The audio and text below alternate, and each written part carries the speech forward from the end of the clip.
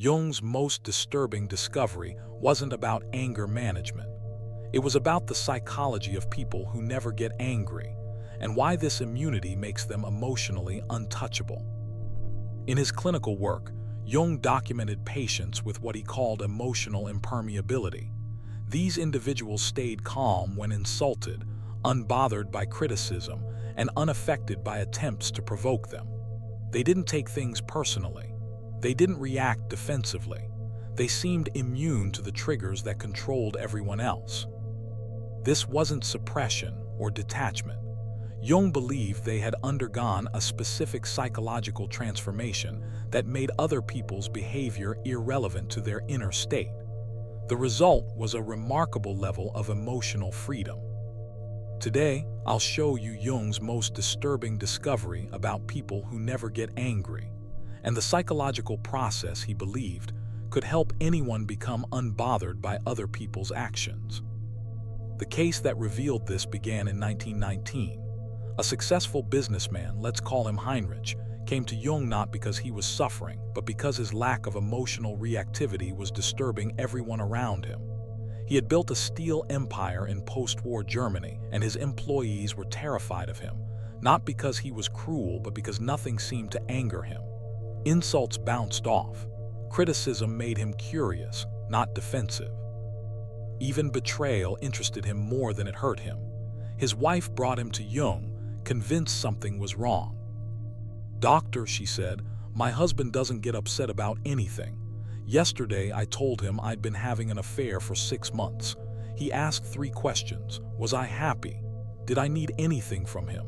And did I want to continue our marriage or end it?" What Jung discovered next changed everything. Heinrich wasn't numb, and he wasn't suppressing emotion. He had learned to see his triggers as mirrors, reflections of parts of himself he hadn't fully understood. Jung called this the shadow mirror effect, the idea that every person who engages you shows you something about your own unconscious mind. The rude coworker who dismisses your ideas may mirror your fear of inadequacy. The friend who's always late may reflect your need for control. The family member who criticizes your choices may reveal your own self-doubt.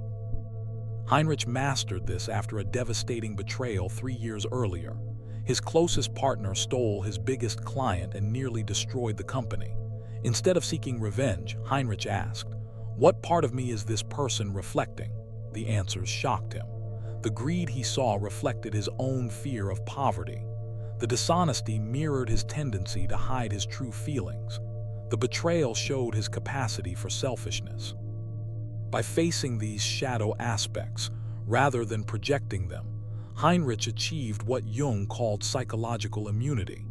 He could treat other people's behavior as information about them, not an attack on him. Jung documented a simple shadow integration protocol. When triggered, ask, "What trait in this person am I judging most harshly? Where do I exhibit this same trait, even in small ways?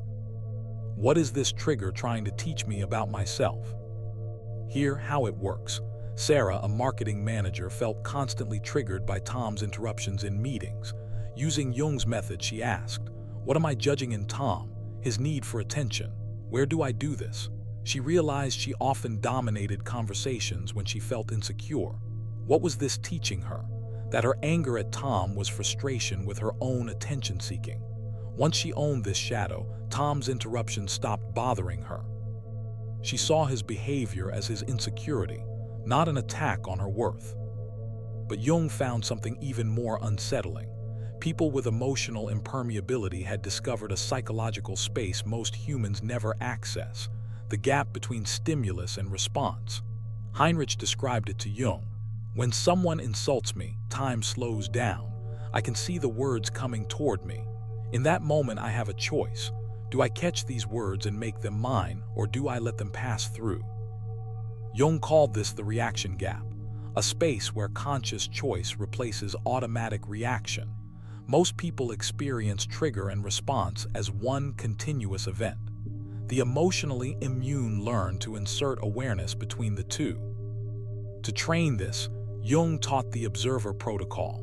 When triggered, Step back and observe the moment as if you're watching a scene in a film. Notice the other person's words, body language, and emotional state, and most importantly, observe your internal response without becoming it. Maria, a teacher, learned to observe her principal's criticism without taking it personally. Instead of becoming defensive, she noticed his stress, his pressure from the school board, and his insecurity. From the observer position, she responded with empathy rather than anger. Here's the key insight: you are not your emotions. You are the consciousness that observes your emotions. Anger is information, not identity. You can act on it, examine it, or let it pass. Jung also found that emotionally immune people built boundary fortresses around their psychological space. These weren't physical walls, but invisible filters that determined what could and couldn't affect their inner state. Heinrich explained it simply: people can disturb my peace only with my permission. Their words and emotions are external events. They become my internal experience only if I choose to internalize them. Jung identified 3 core boundaries. The relevance filter: absorb only information that serves your growth or goals. Acknowledge everything else without internalizing it. The ownership boundary: distinguish your emotions from other people's emotions. Their anger is theirs unless you make it yours. The identity fortress: maintain a solid sense of self so criticism becomes data, not a verdict on your worth. A warning: strong boundaries attract people who lack them. Toxic personalities and emotionally unstable individuals often gravitate towards psychological strength because it offers stability. Heinrich noticed this. Ever since I stopped reacting to provocation, he told Jung, people seem to try harder to provoke me. My calm disturbs them more than anger ever could. Jung's boundary method involved 3 strategies. An emotional firewall: decide in advance which emotions you'll observe but not absorb. Response selection: pre-decide how you'll handle common triggers based on your values. And an identity anchor: root your self-concept in who you are, not in external approval. David, a software engineer, practiced this daily. He decided to observe his boss's stress without absorbing it. He pre-selected calm, professional responses to criticism. He anchored his identity in competence and growth, not in his boss's moods. Within weeks, he felt untouchable at work, and his boss began treating him with more respect. Jung's most disturbing finding involved projection reversal. The emotionally immune learn to see through attacks to the wounds that drive them. When a rival publicly called Heinrich a heartless profiteer, he felt curiosity, not anger. "This tells me about him, not me," he said. Heartless reveals his fear of being seen as unfeeling. Profit focus reveals his financial insecurity. Concern for workers reveals guilt about his own treatment of employees. When someone attacks you, they're telling you about themselves. Much human conflict is projection, people fighting their own unresolved issues on other people.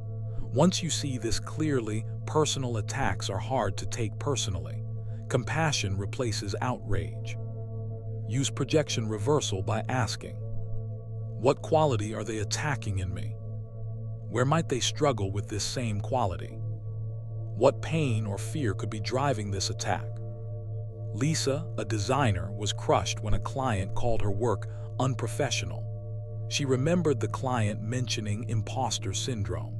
Seeing the projection, she addressed the concerns professionally while keeping her inner peace.